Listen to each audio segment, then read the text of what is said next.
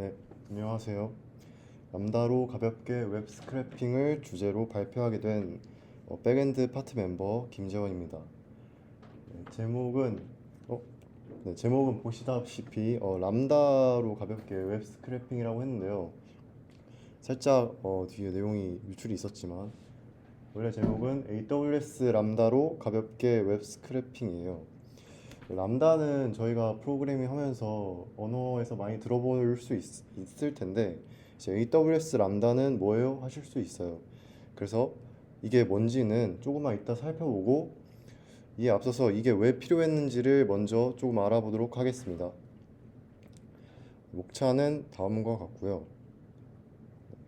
그다음에 약간 문제 상황을 먼저 설명을 드릴게요.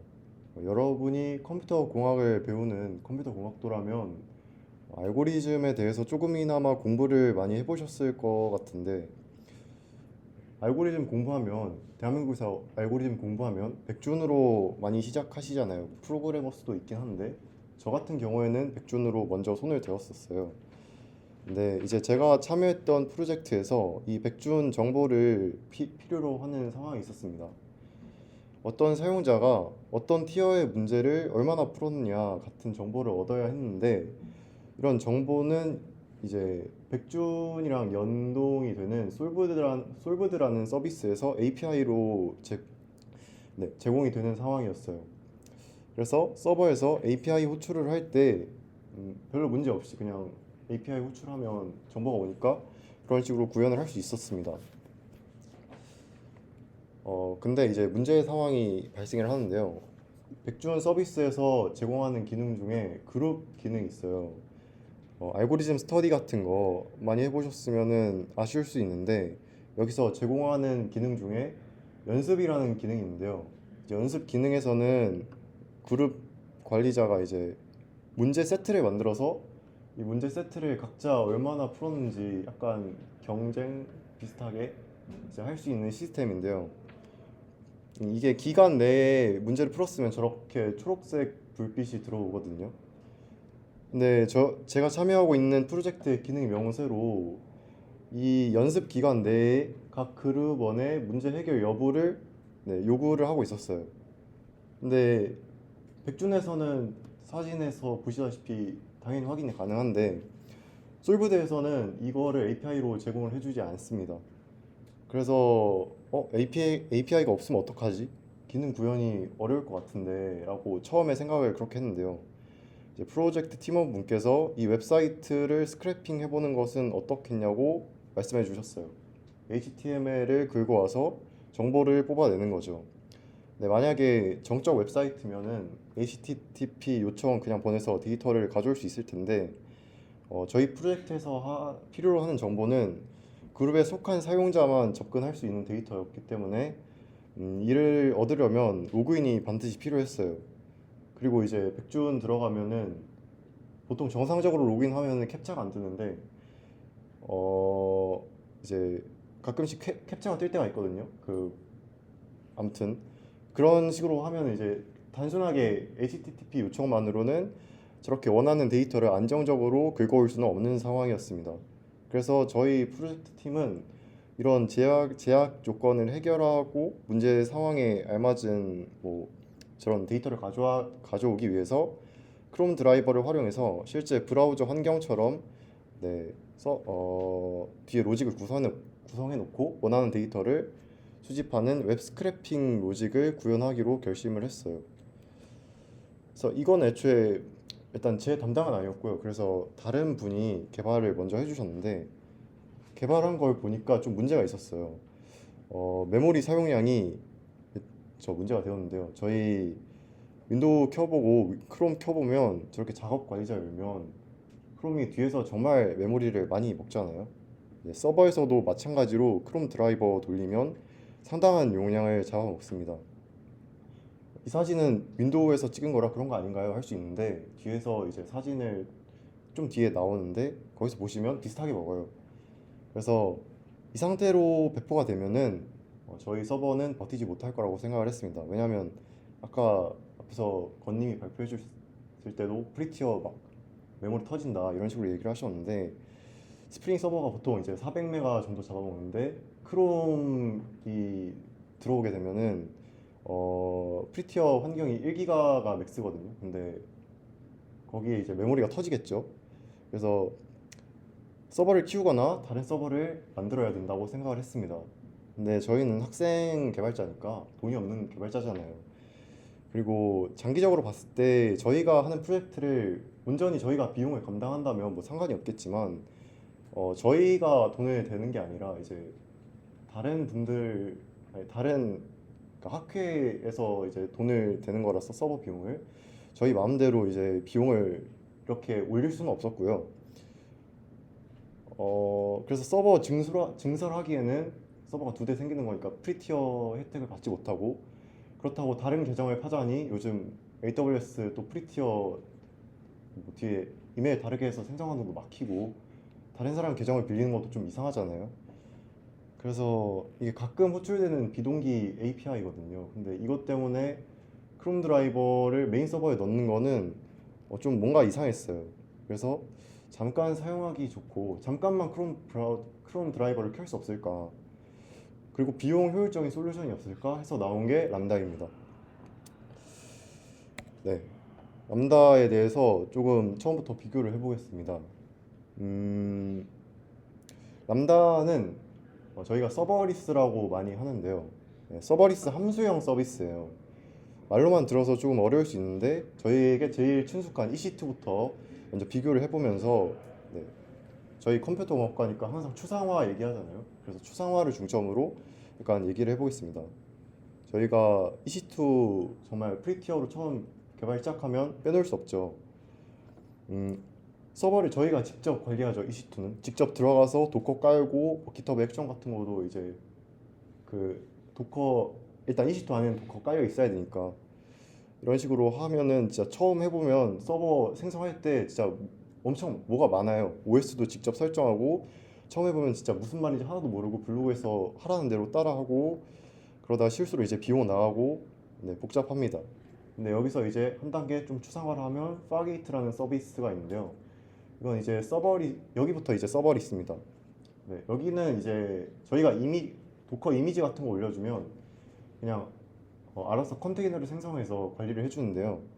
OS 같은 거를 설정할 필요가 없어요, 이건. 그래서 저희가 서버에 대해서 약간 신경을 쓸 필요가 없다고 해서 서버리스라고 부릅니다. 서버가 없다는 뜻은 아니에요. 서버가 있는데 저희가 신경을 쓸 필요가 없다는 거죠. 그리고 여기서 이제 한 단계만 더 추상화를 하면 람다가 됩니다. 여기는 이제 이미지조차 올려줄 필요가 없고 그냥 코드만 올려주면 돼요. 이것도 마찬가지로 서버를 신경 쓸 필요가 없어서 서버리스고 어 이제 람다라는 말이 여기서 이제 왜 등장하는지 알 수 있는데 보통 이제 JS나 파이썬, 자바에서도 람다라는 프로그래밍 언어에서 람다라는 개념이 많이 나오잖아요. 무명 함수를 표현하는데 많이 사용하죠.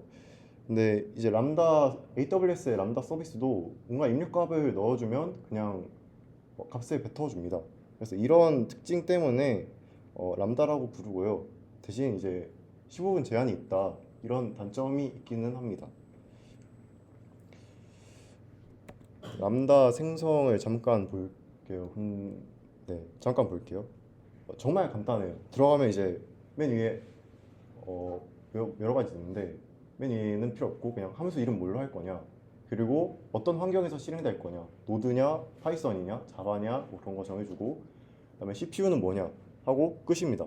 네, 이렇게만 하면 되고요. 네, 그 다음에 관리 환경 안에를 들어가면 이제 저희에게 친숙한 VS 코드가 밑에 보이죠. 네, 여기서도 이 브라우저 상에서도 작업이 가능하고 실제로 VS 코드 상의 익스텐션 다운받아서 그 안에서도 작업이 가능합니다. 사진에는 나와 있지 않은데요. 저기 보시면 작게 레이어라고 있어요. 이건 약간 파이썬이나 그런 자바나 파이썬이나 JS나 뭐 라이브러리 같은 거 다운받을 때가 있잖아요. 그런 게 필요하면 따로 레이어라는 계층을 올려서 하는 건데요. 이것도 진짜 간단하게 그냥 zip 파일을 만들어서 올려주기만 하면 끝이어서 여기서는 따로 다루지는 않겠습니다. 네. 제가 가장 좋다고 생각하는 람다의 특징은 람다의 비용입니다.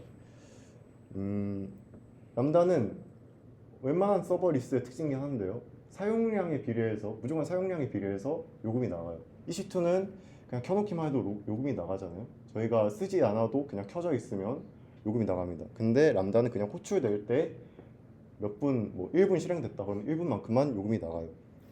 그리고 무엇보다 월 100만 회 요청 그리고 월 40만 기가바이트 램 사용량까지는 무조건 무료입니다. 이게 프리티어 상관없이 프리티어 끝났어도 무료예요. 그래서 내가 프리티어가 만료됐다. 그래도 람다에 대해서는 비용 걱정 없이 초기 월 100만 요청은 무료로 사용하실 수 있습니다. 저희 문제 상황에 이 람다 비용을 한번 대입을 해볼게요.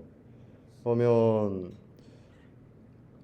저희 스크래핑 작업이 넉넉히 1GB 정도의 메모리를 차지한다고 할게요. 왜냐하면 크롬이 아까 작업 관리자에서 보셨으면 한 600메가 정도 먹었으니까 넉넉히 1기가라 줬고, 네, 그 다음에 이제 넉넉하게 60초 정도 실행된다고 가정을 할게요. 그럼 이제 1회 작업할 때 60GB 초라는 단위가 나오는데요.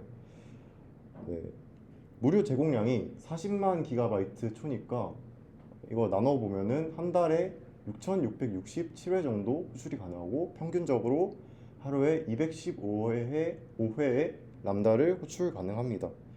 근데 서비스를 그렇게 많이 사용하지는 않는데 진짜 하루에 저만큼 호출할 일이 없겠죠. 그래서 저희는 이 방법이 굉장히 효율적이겠다, 돈도 안 나가고 그렇게 생각을 했어요.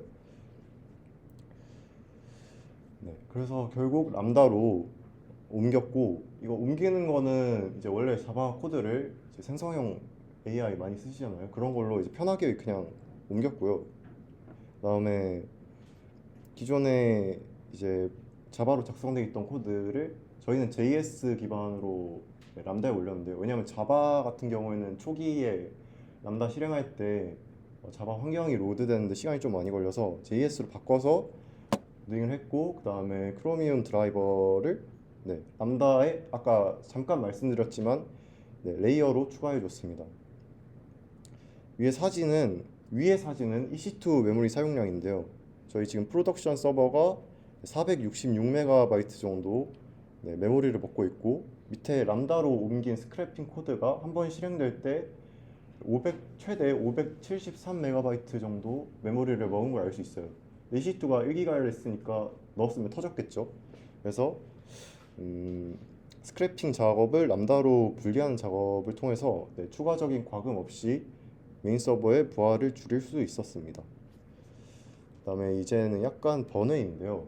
람다의 특성에 대해서 조금만 더 알아볼게요. 아까 설명할 때 람다는 코드만 넣어주면 된다고 했는데요. 저희 입장에서는 코드만 넣어주지만 실제로 AWS에서 이걸 관리할 때는 내부적으로 컨테이너 단위로 관리를 합니다. 저희가 잘 아는 도커 같은 거요. 근데 만약에 람다가 호출될 때마다 컨테이너를 새로 만들고 파괴한다면 AWS 입장에서 좀 부하가 많이 일어나겠죠. 그래서 최근에 같은 함수가 호출된 적이 있다면 기존에 만들어졌던 컨테이너를 재사용하는데 이거를 웜스타트라고 합니다. 반대로 그렇지 않은 경우에는 콜드 스타트라고 해서 새로운 컨테이너를 생성하는데요. 이제 제가 설명할 내용은 이 콜드 스타트에 조금 중점을 두고 있어요.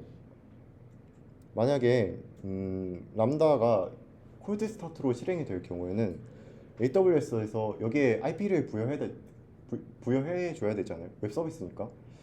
근데 이제 AWS에서 람다 전용 IP 풀이 따로 있는데 랜덤으로 그냥 그 IP 풀 안에서 아무거나 꽂아줍니다. 그래서 이 성질을 이용하면 저희는 콜드 스타트 할 때마다 메인 서버와는 무관하게 IP가 바뀌는 실행 환경을 만들 수 있어요. 왜 이런 성질을 알아보게 됐을까요? 이건 약간 좀 이슈가 있었는데요. 옛날에 EC2 서버에서 솔브드 API로 요청을 한 번에 200개씩 보냈거든요. 그냥 문제 없이 동작했는데 한 3달 있다가 EC2가 밴을 먹었어요. 그래서 만약에 아까 말씀드렸던 콜드 스타트 성질을 이용하면 메인 서버와 무관하게 IP가 계속 바뀌겠죠. 그러면 이제 좋은 해결 방안이 될 수 있죠. 근데 뒤에 말씀드리겠지만 30분 정도의 일정 시간 간격을 두면 얘가 콜드 스타트가 돼요. 그래서 그 정도의 간격을 두고 람다를 통해서 API로 호출하면 메인 서버 EC2 IP는 그대로니까 차단 먹을 일 없고, 만약에 차단 먹어도 람다가 차단 먹지 EC2는 차단 먹지 않습니다. 그다음에 30분마다 콜드 네 콜드 스타트하는 람다는 차단 먹기 어렵죠. 네, 애초에 API 설계를 잘해야겠죠. 제가 그 한 번에 200개 보내는 거는 사실 API 제공자 입장에서 굉장히 저희가 민폐를 끼치는 거기 때문에 지양해야 할 거고, 물론 지금은 그렇게 하지 않지만, 그래서 한 번에 200개 요청을 보내기보다는 람다를 한 번 돌려서 한 사이클 안에서 5초 정도의 간격으로 API를 호출하고 다음 사이클은 30분 뒤에 일어나도록 스케줄링을 해주면 IP 밴으로부터도 안전하고 API 제공자한테도 민폐를 끼치지 않는 좋은 설계를 할 수 있을 거예요. 여기 사진 보시면 30분 간격으로 호출된 람다 로그인데, 맨 위에 중간 그리고 아래 보시면 30분 간격인데 각자 다 이제 IP가 다른 걸 볼 수 있죠. 근데 조금 조심해야 될 수도 있는 게, 람다에 랜덤하게 할당되는 IP 대역은 일단 공개가 되어 있어요. 그래서 API 제공하는 사람이 이 IP들을 전부 차단 먹이면 끝이긴 한데, 사실 API를 제공한다는 게 여기 이런 데서 쓰라고 하는 건데 아무래도 그건 무리가 있기 때문에 아직까지는 유효한 방법이 아닐까 생각을 합니다. 네. AWS에는 수많은 서비스가 존재하는데요. 저는 제가 생각하기엔 다 할 필요는 없다고 생각을 해요. 근데 본인 문제 상황에 맞는 해결책을 찾기 위해서 어느 정도는 알아놓는 게 좋다고 생각을 합니다. 아예 모르면 이제 해결책으로 그 방법이 떠올릴 수도 없잖아요. 아까 제가 말했던 문제 상황에서 람다를 떠올렸던 것도 몰라서 어떻게 갑자기 떠오른 게 아니라 원래 알고 있었기 때문에 이걸 사용해 보면 되지 않을까라고 떠올릴 수 있었던 거예요. 이건 딱히 백엔드에만 한정된 얘기도 아니라고 생각하는 게, 만약에 프론트엔드 분들 같은 경우에는 이제 S3에 올린 정적 웹사이트 같은 거는 이제 클라우드 프론트 같은 CDN 네트워크로 돌릴 수도 있고, 사실 학부생 수준에서 그럴지는 모르겠지만, 네. 그 다음에 이제 AI 파트 같은 경우는 세이지 메이커나 베드락 같은 서비스도 많이 있거든요. 그거 뭐 AWS 커뮤니티 데이 같은 데 가면은 연사님들이 진짜 발표 주제로 엄청나게 많이 발표를 하시는데, 그런 것만큼 이제 인프라도 엄청 백엔드 한정이 아니라 굉장히 많이 존재합니다. 어, 제가 뭐 자기가 AWS가 아니라 다른 플랫폼을 사용한다, GCP, NCP 뭐 그런 거 사용한다, 괜찮습니다. 그냥 AWS랑 비슷한 거 무조건 있어요. 웬만해서 무조건 있어요. 아까 말했던 람다 같은 거나 뭐 클라우드 프론트, CDN 서비스 다 존재하니까 네, 잘 찾아보시고 사용해 줬으면 좋겠습니다. 그리고 네, 그래서 맨 처음에는 람다를 통해서 하나의 서버에서 관점을 밖으로 돌리는 거를 주제로 발표를 했는데요. 이제 결론적으로는 인프라 공부를 함께 해서 안목을 넓히고 함께 좋은 문제 상황에 대한 솔루션을 고민할 수 있는 개발자분들이 많이 생기시면 좋겠습니다. 감사합니다.